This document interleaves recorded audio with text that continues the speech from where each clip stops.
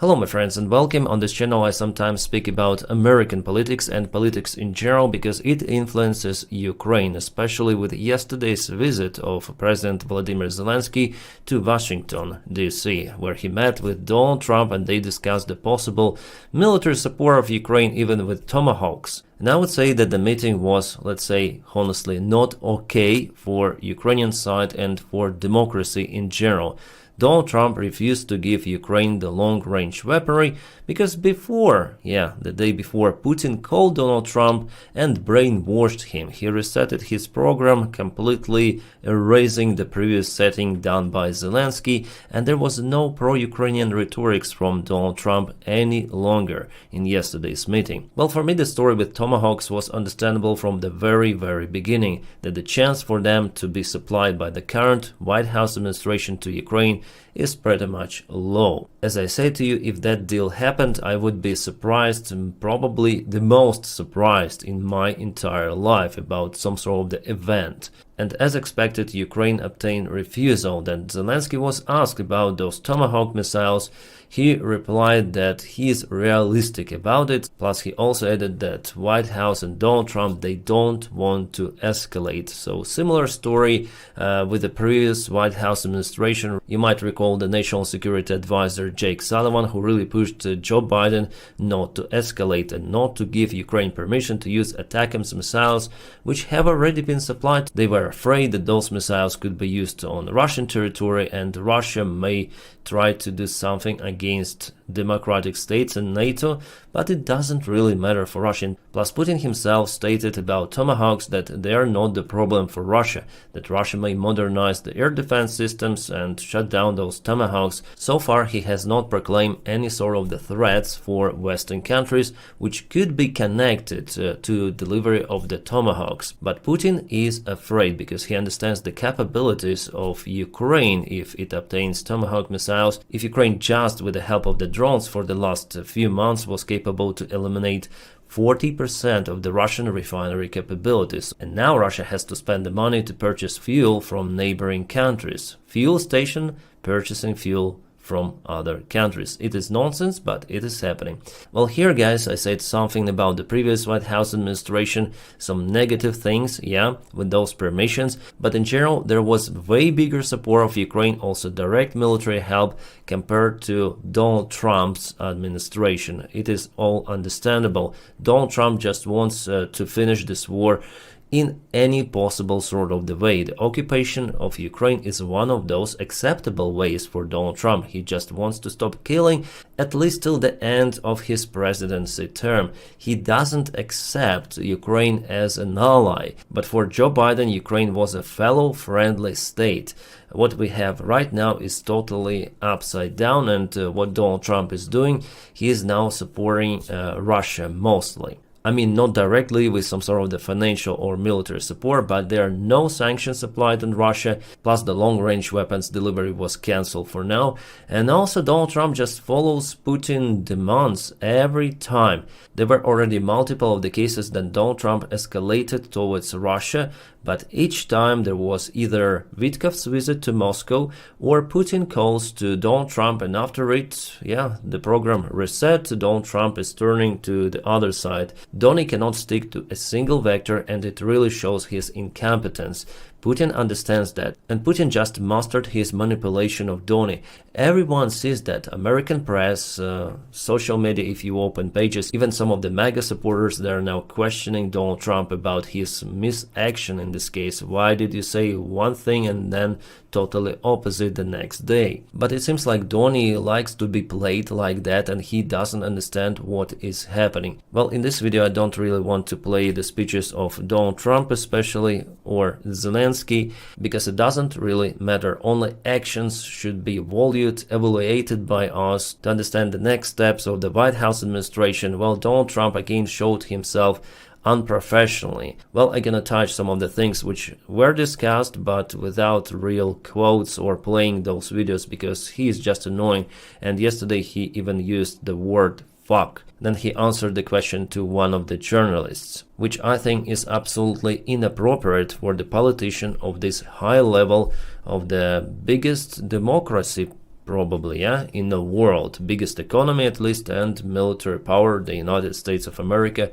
Beautiful country, but yeah, people elected this leader, which is not helping democracy to withstand the threats coming from autocracies. What I may quote here is just his Truth Social post, because it shows how delusional Donald Trump really is. He posted that after the meeting with Zelensky. The meeting with President Volodymyr Zelensky of Ukraine was very interesting and cordial, but I told him, as I likewise strongly suggested to President Putin, that it is time to stop the killing and make a deal. Enough blood has been shed, with property lines being defined by war and guts. They should stop where they are. Let both claim victory. Let history decide. No more shooting, no more deaths, no more vast and unsustainable sums of money spent. And here's the most important part of this message, of course. This is the war that would have never started if I were president. Thousands of people being slaughtered each and every week. No more. Go home to your families in peace. And just for you to understand how delusional this message really is, if Ukraine stops killing, stop fighting, in this case, yeah, he just says stop killing. It means that Russia would just penetrate Ukrainian defense lines and occupy Ukraine. So Ukraine has to defend itself. It's not that Ukraine is an aggressor country. No, Ukraine is being attacked and it has the right to defend its own territory. Russia is attacking. If you check out the military map from the yesterday's analysis, you may see the Russian convoys and Russian vehicles which are attacking Ukrainian positions in Shakhova. Ukraine here is defending the territory, trying to return it back. Ukraine is not acting on territory of Russia any longer with its army. Russia acts on territory of Ukraine, trying to occupy it. Not just those regions which Russia put in their constitution illegally, but also Russia attacks in Dnipropetrovsk Oblast, Kharkiv and Sumy regions.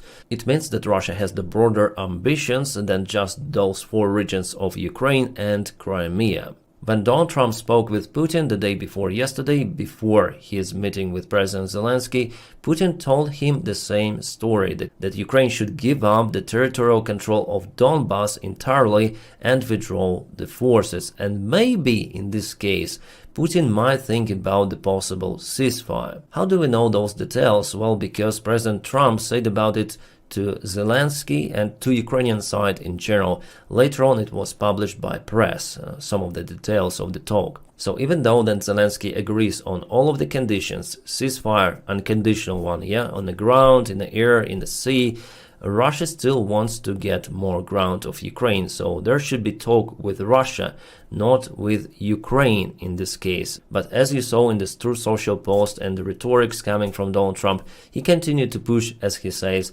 both of the sides. Also, we obtained more details about Putin's and Trump's meeting in Alaska. The Financial Times published a big article about it, and as it was predicted by most of my followers and by me as well, Putin started his conversation with Donald Trump about the unity of Ukraine and Russian people, and that Ukraine is the fake country. He even started from the 9th century, a Rurik dynasty that controlled Rus by the time, Kievskaya Rus, yeah, and also baptizing of Rus and so on. So he started from this madness. Putin is a madman, yes. He lives in his own informational, historical and mental bubble. What we saw in a Tucker Carlson interview back in 2023, as far as I remember, exactly the same narratives Putin started to tell to Donald Trump. An American delegation, it was shocked about that stuff, and Trump even wanted to finish the meeting right away, but they were capable to put it into the different stream, so there was some sort of the confrontation. That's why the vast part of the meeting, after all, including dinner, was cancelled. And Donald Trump, they're planning, as you know already, their next meeting in Budapest. Well, for now it's just a project. It's not yet been coordinated officially, but probably it might happen. Whether Zelensky could be presented on this meeting, I'm sure that Putin will not agree on this meeting if Zelensky is presented there. So there could be a personal meeting between Donald Trump and Putin, and maybe also Orban. Yeah, some people say that it's impossible for Putin to get to Budapest, but for that level of meeting, they're gonna release temporary restrictions on the Russian airplanes and also on Putin himself, because Donny wants it to happen. We see that everyone, Europeans, Ukrainians, Russians, they play with Donny, trying to say how good he really is. Yesterday I got the comments, oh, Zelensky bowed in front of Donald Trump. He didn't bow, he was just pleasant with Donny. That's the strategy of Zelensky, because he doesn't care really about Donny's personality. He wants to obtain the military support for Ukraine, those Tomahawk missiles and something else, like it was with the previous president, direct military support from the United States. It is must-have for Ukraine if you speak about defense, because Europeans, they cannot purchase everything needed for Ukraine. That's why everyone sugarcoats Donald Trump. Europeans, because they need American support in case Russia attacks NATO, and it potentially could be. Many of the European officials and intelligence chiefs, they say about this possible scenario till 2029, till 2030, some say next year, but it could really happen. That's why, yes, Zelensky has to say good things for Donald Trump. As you might remember, they already argued before in Oval Office, and that ruined relations for extensive period of time. So Zelensky actually follows good strategy in this case to speak with that orange idiot. Yes, I may call Donald Trump names because here I tell the things as they are, but I'm not Ukrainian official, so really not at that level even close. Plus, I want to point out my personal opinion on this topic, and I guess the most part of my audience, you agree with me. So what's gonna happen next? Well, Russia will not finish this war. It is already understandable. Russia wants to occupy more Ukrainian territories, and they want to use the meeting with Donald Trump to propel their narratives, to cause Ukraine to surrender territories voluntarily. Those territories which Russia cannot take, even using lots of the military convoy mid-wave attacks. Yeah, basically it's not possible for Russia, even in a close-by perspective, to occupy vast regions of Slavyansk, Kramatorsk, Konstantinivka. Even for Pokrovsk, they are fighting for more than a year already, with just partial success, having all those crazy losses. And for Russia, it cannot continue for such extensive period of time. Despite their size, economy, Russia will have to announce a new mobilization in this case. So Putin tries to avoid it, actually, to proclaim it openly. That's why Donald Trump, for him, is this diplomatic weaponry. And Putin uses it very, very effectively, because it's very easy to play Donald Trump, especially for Putin, with this KGB FSB experience that he applies on incompetent real estate scammer who bankrupted his own businesses and now wants to bankrupt the United States of America. But for Ukraine, the task is the same: to defend itself against the Russian aggression. With Trump's support or without it, there's basically no other choice. Occupation or continue the fight. Those are just the two variants which Ukraine now has, unfortunately. And without American support, if Donald Trump would just exit every sort of the help for Ukraine, well, in this case, Russia would gain more territories and Ukraine will not have enough tools to repel Russian airstrikes. So what Donald Trump could do is just to cause way more losses for Ukrainians, that's it. And partially he's doing it even now, not agreeing on supplies, all of the possible weapons, including Tomahawk missiles. Well, if there is a meeting in Budapest, I expect it to fail almost the same way as it failed in Anchorage, Alaska, because Putin's demands are just not acceptable. First of all, for Ukraine, but America, with Donald Trump, they want to make with Russia deal.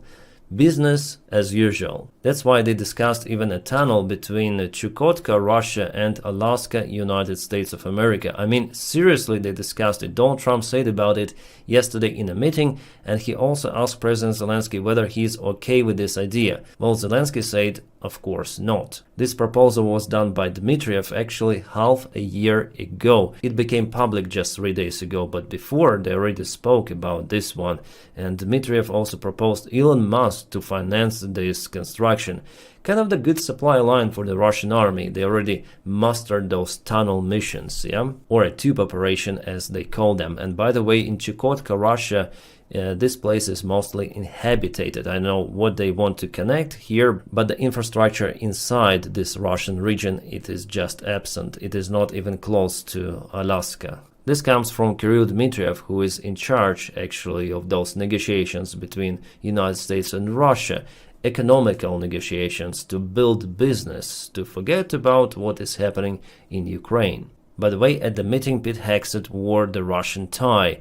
Why is it a Russian tie? Well, because it's called a Russian tie. Russia plain flag tie 2232, he decided to wear it on that meeting. And Zelensky was sitting just in front on the other side of the table. Yeah, just my thoughts on what is happening around, and still I'm positive because Russia has no other choice but to collapse like every empire of that type. This end is absolutely imminent, but unfortunately for that it might take lots of the time. I mean years and years. Especially that Russia is not being pushed really hard by democracies and mostly pushed by Ukraine itself. So glory to Ukraine.